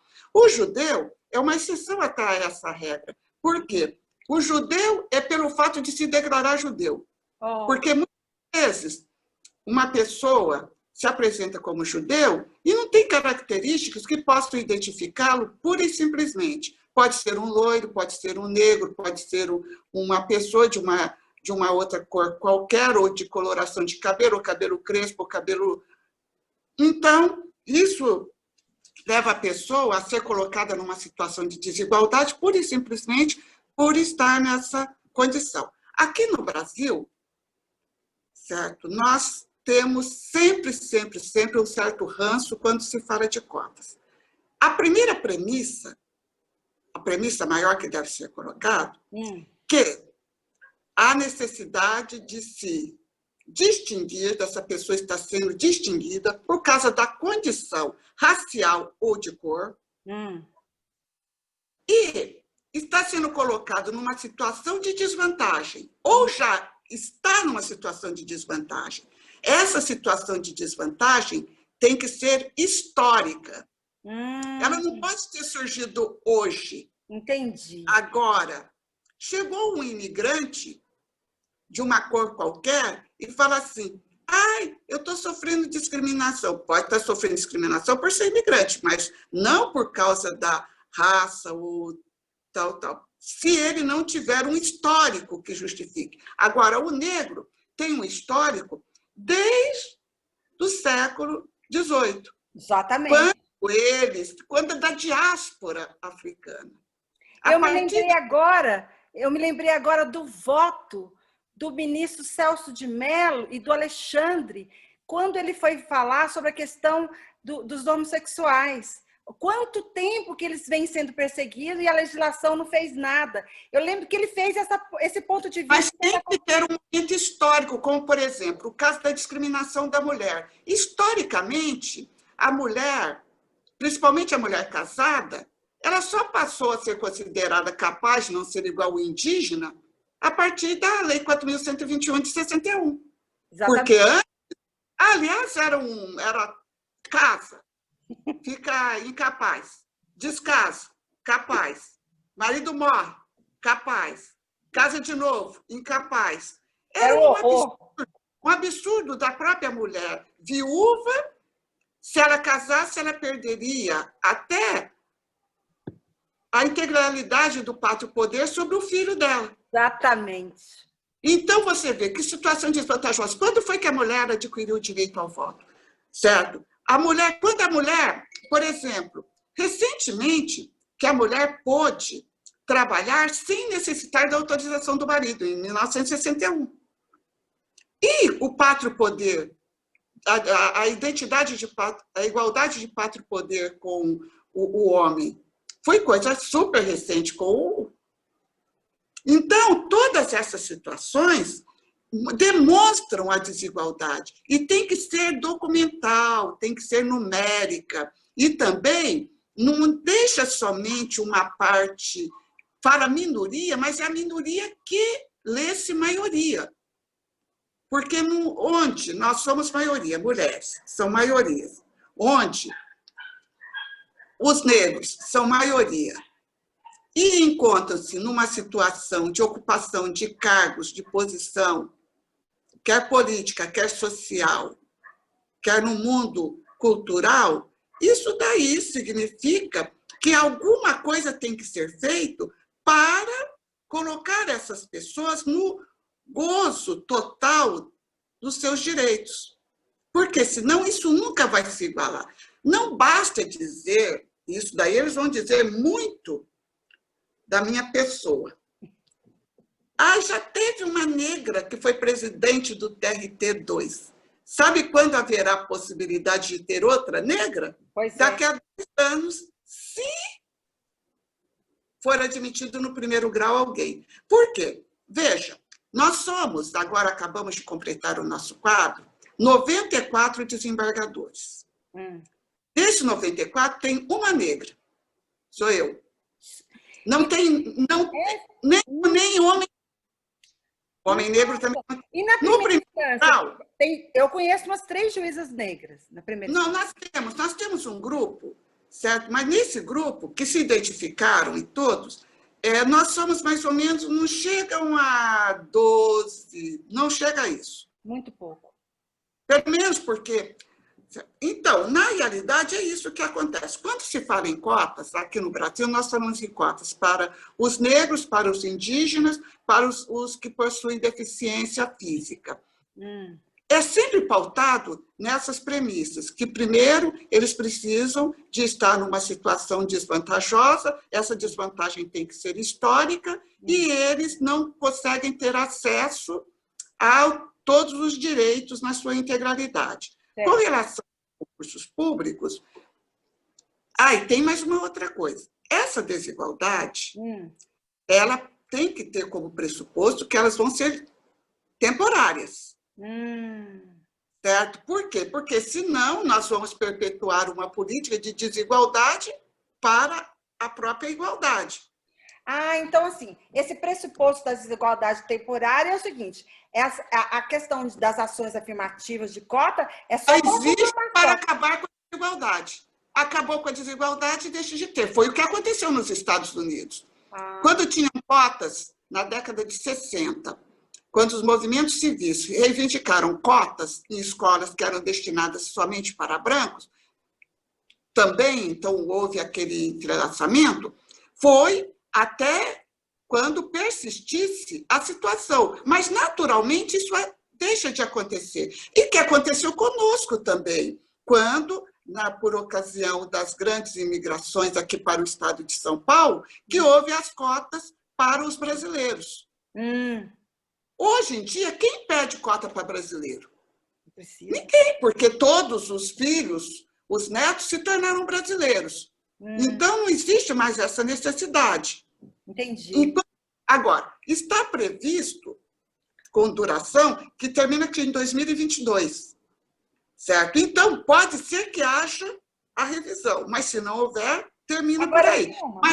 Mas não terminou a discriminação.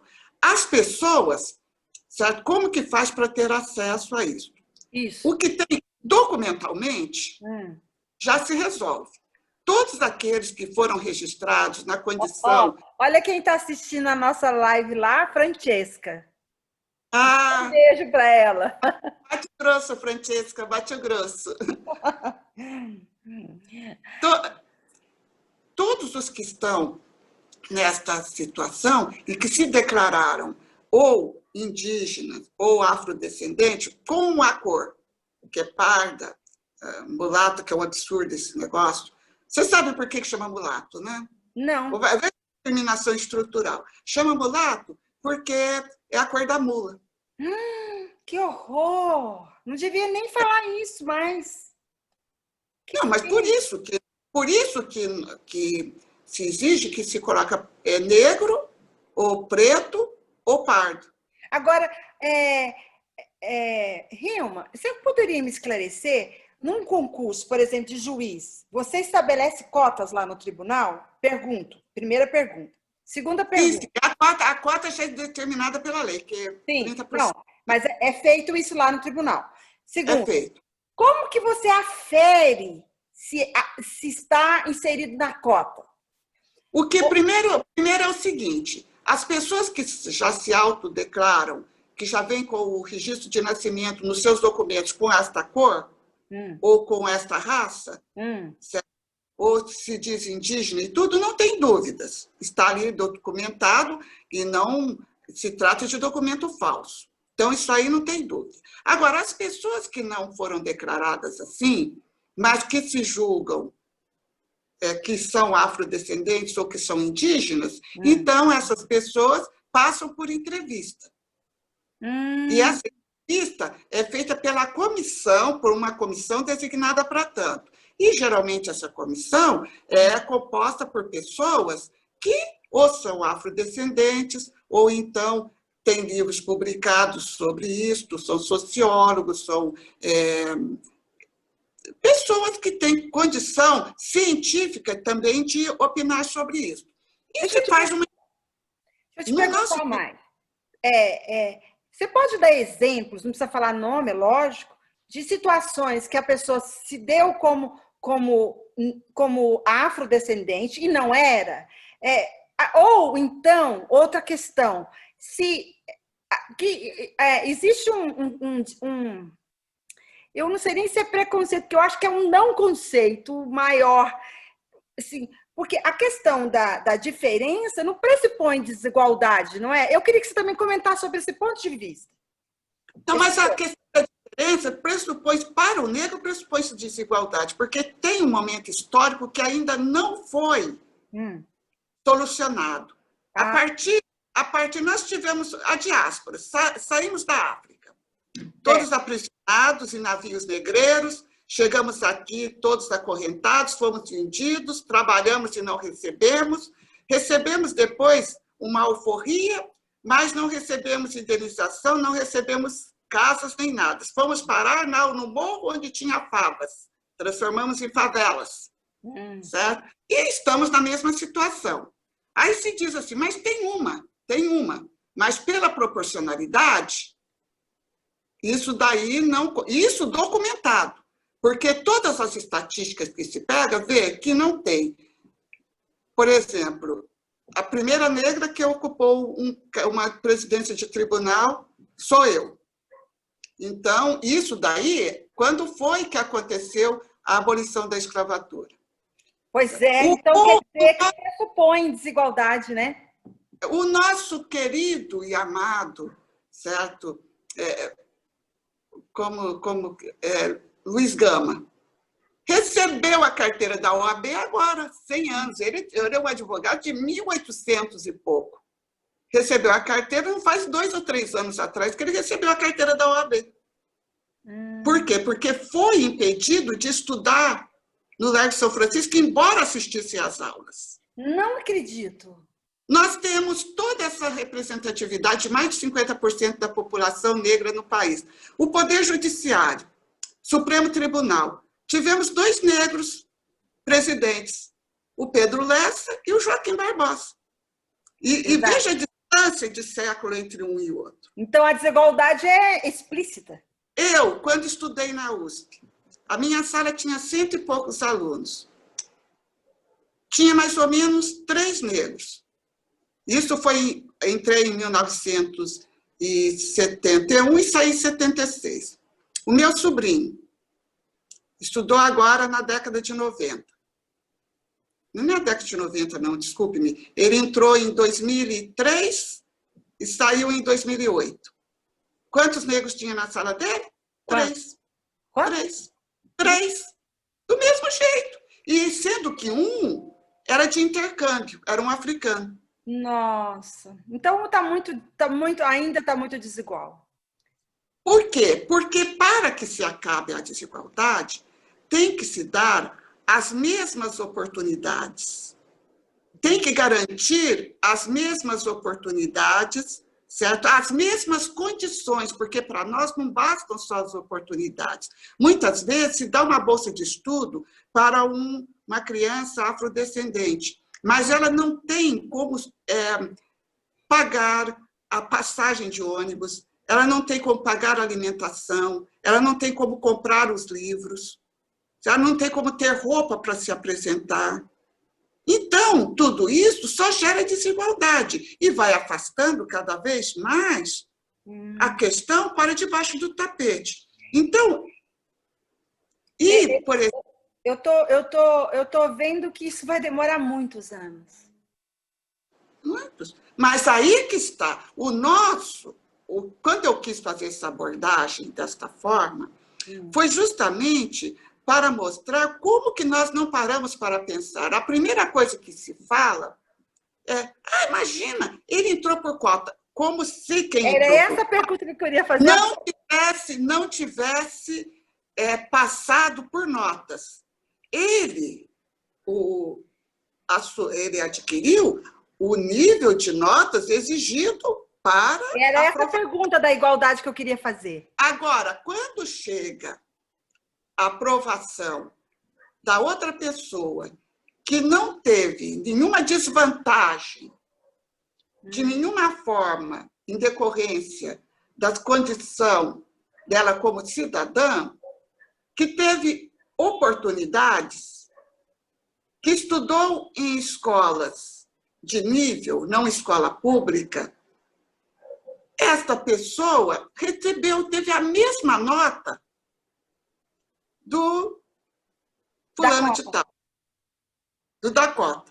Então, evidentemente, que nós vamos preencher primeiro os da cota com aquela nota, depois, se sobrar, vai esse outro que não mostrou que tem eficiência suficiente para aproveitar aquilo que ele recebeu a mais. Nossa, Hilma, você não sabe o quanto é importante isso que você falou. Porque há uma distorção, né? Eu gostaria que você desse mais um pouquinho de ênfase para isso. O sistema acha desse jeito assim. Vê uma pessoa com necessidades especiais, porque tem uma deficiência. E diz assim, mas por que ele não faz isso, não faz aquilo? Ou então a solução, fica em casa, porque é mais fácil para eles esse tipo de solução. Aliás, esse daí também é um grande problema. As empresas têm obrigação, depois de um certo número de empregados, têm obrigação de prover cargos com deficientes físicos. Isso. Mas sabe o que elas fazem, a grande maioria, pelo que eu tenho notícia? Muitas delas, ao invés de oferecer o cargo, não, eu pago você e você não precisa de vir. Nossa, por quê? Porque discriminação. Não querem fazer as modificações que tem que ser feita para a acessibilidade.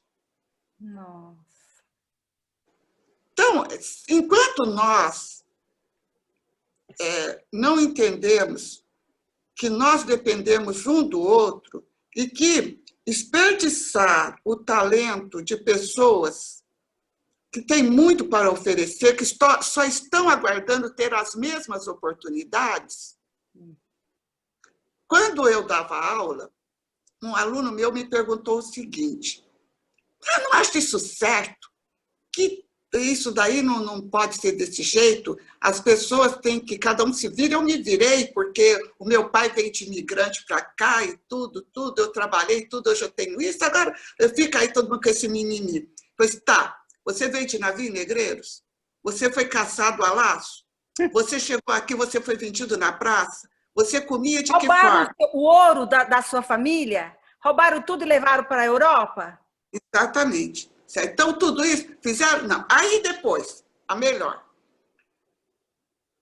Tinha um colega da sala, e a sala, o prédio tinha 2 pavimentos.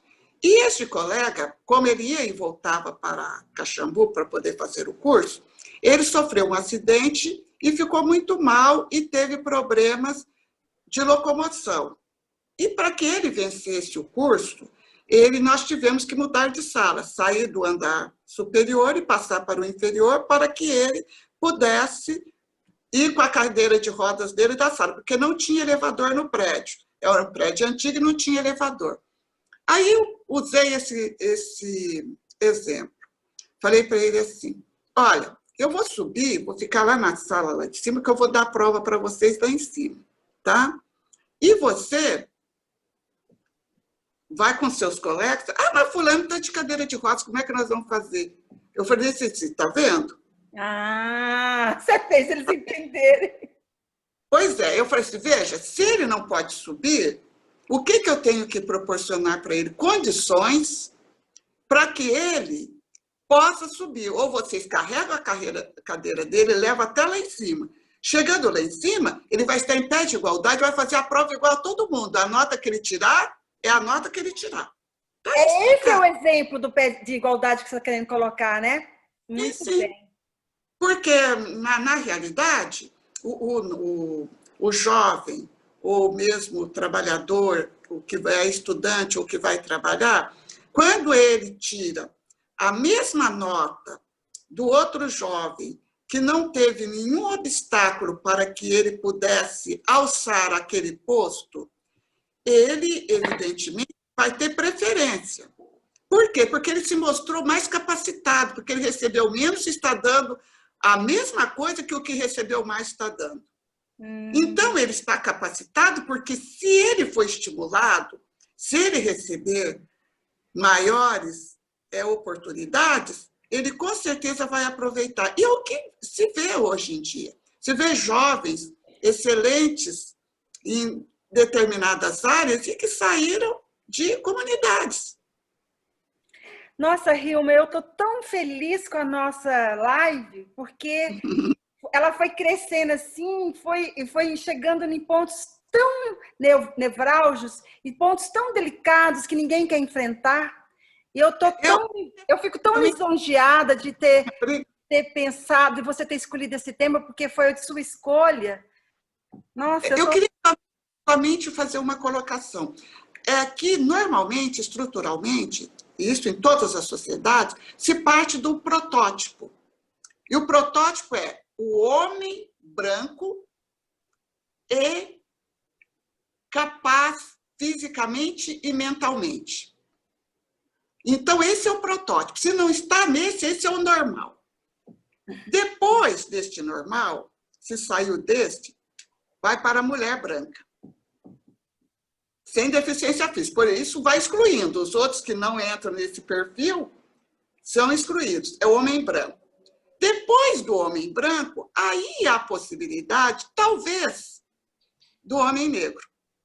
E depois vem a mulher negra. Então, a mulher, eu na situação de mulher negra, é aquilo que a Maria da Penha Guimarães, a minha grande colega advogada, amiga de peito, sempre dizia que ela tinha tudo para dar errado, porque quando ela chegou aqui em São Paulo, ela se deparou com um grande problema. Ela vinha fugida, deportada de lá do Nordeste, porque ela não podia ir para o exterior, porque nós, afrodescendentes, não vai para o exterior, vem para São Paulo, e não podia, estava confinada aqui, não podia sair no tempo da ditadura. Então, o que aconteceu? Ela descobriu que ela não conseguia emprego, ela era advogada, formada na Universidade lá de Olinda e tudo, e ela não conseguia emprego. Por quê? Porque ela era negra, porque ela era pobre, porque era mulher, porque era... Aí ela descobriu mais um, era nordestino. Nossa! Porque é aquilo também que é um dos tipos de discriminação, que é a xenofobia. Tem também a discriminação com relação a gênero, que é com relação aos transexuais, aos homossexuais. E agora, nós vamos ter também um problema sério, porque a discriminação com relação... Como que nós vamos fazer com essas famílias mistas? Com as famílias de... Certo? Por quê? Porque como que nós vamos discriminar esse trabalhador? Nós vamos dar, ou trabalhadora, tem uma criança, tem um filho, nós vamos dar licença para ele? Ou não vamos dar? E isso daí é uma obrigação nossa, como atuantes na área jurídica, de solucionarmos antes que venha uma legislação esdrúxula e, mais uma vez, seja aquele tipo lá de legislação que eu disse lá na frente, que vai excluir também essas pessoas, como a própria reforma nos colocou no dilema que parecia um beco sem saída, mas nós vamos achar a saída, Com certeza. de que nós deveríamos solucionar as questões agora através da negociação coletiva. É hora de se negociar sobre tudo isso. Por quê? Porque essa pandemia vai trazer tudo isso, vai aflorar tudo isso. Emergiu tudo. Nós agora vamos enfrentar realmente a quarta revolução. A Justiça do Trabalho está toda equipada e preparada para isto. Nós temos todos, hoje mesmo, na posse do ministro Fux, ele disse sobre a digitalização de tudo, e a Justiça do Trabalho, o Tribunal da Segunda Região está preparado para isso. Nesta minha gestão, nós terminamos de fazer praticamente quase tudo. O que ficou foi aquilo que é inviável, por serem aqueles volumes super antigos, e que não se consegue, mas é o mínimo do mínimo. Certo? E nós vamos ter que achar os nossos caminhos. Está na hora dos próprios sindicatos se reformularem, com assembleias agora que nós podemos fazer também telepresenciais, que eu sempre lancei essa ideia quando eu fui vice-presidente judicial, parecia que era uma coisa absurda. Hoje se vê que é a nossa saída. E observar isso daqui. Teremos mães, mulheres, que mulher casada também é outra que sempre é discriminada, sabe?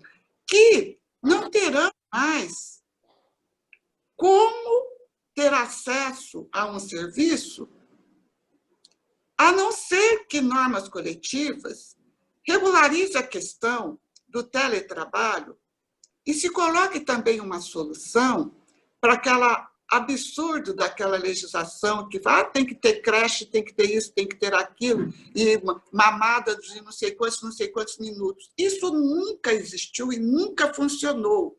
Ou nós deixamos tudo isso de lado e focamos na nova realidade e mudamos tudo, e mudamos através da negociação coletiva, ou então nós teremos que ter esses absurdos de cidadãos e trabalhadores de categorias diferentes e sempre aviltando cada vez mais a própria condição do ser humano e colocando as pessoas mais afastadas do seu direito de cidadania.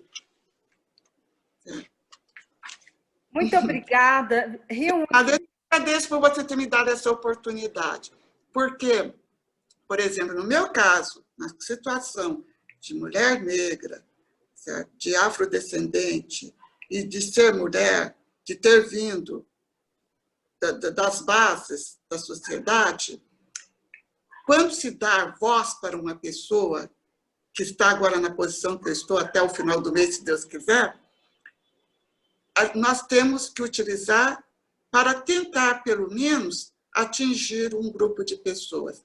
E nós estamos falando com a elite pensante da Justiça do Trabalho. Isso mesmo. E a elite pensante da Justiça do Trabalho e a elite pensante desta cidade que é São Paulo, que eu vou receber o título de cidadã paulistana, estou feliz da vida. Certo? Então, dessa cidade que tanto ama, que recebe todo mundo de braços abertos, que tem todas as etnias, que tem todas... É daqui que vai sair a solução. E a solução está nas nossas mãos. É só estender. Tá? Olha, eu queria agradecer muito a você. Eu me sinto honrada de ter esse privilégio, de ter essa live com uma pessoa do nível que você tem. E esse nível agora justifica... Olha, mais uma vez, a minha percepção, a minha sensibilidade foi correspondida. Essa live foi grandiosa, ela foi crescendo, crescendo e explodiu. E ela vai sair além de nós, ela transcende a nós, porque ela trata de um tema muito relevante. Eu queria te agradecer muito a sua delicadeza ao aceitar meu convite, a sua sensibilidade, a sua generosidade. Muito obrigada. Eu que agradeço, eu que agradeço. Muito obrigada mesmo, muito grata. Eu queria grata. agradecer a todos que estão assistindo, a todos que nos prestigiaram, que a gente lá no Instagram saiu e voltou, e ao Túlio que está lá assistindo também, todos, o Paulo Basílio, uma aluna, uma pessoa que me segue, que é ela me segue, a Sandra, ela lá do Nordeste, ela assim, eu adoro ela, é uma gracinha. Então, eu queria te agradecer a todos. Eu quero agradecer muito, porque essa live foi grandiosa para mim. Assim, meu coração está cheio, assim, eu estou preenchida. Obrigada, obrigada. Obrigada mesmo, obrigada. Tá? Um grande beijo. Obrigada. Ok, tchau, tchau. Tchau. Pode desligar, pode desligar. Ok.